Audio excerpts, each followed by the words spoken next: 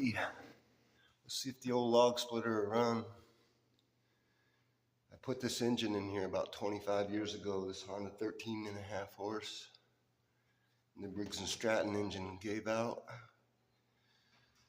This thing's about 30 years old. This old engine just runs good, but I don't know. I put 2 different floats in the carburetor. The carburetor's getting really old, and I don't know. Let's see if she'll run. Come on, darling.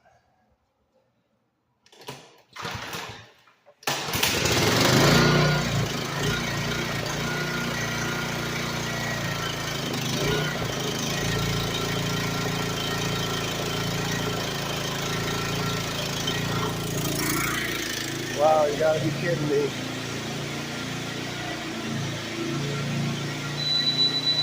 First pull.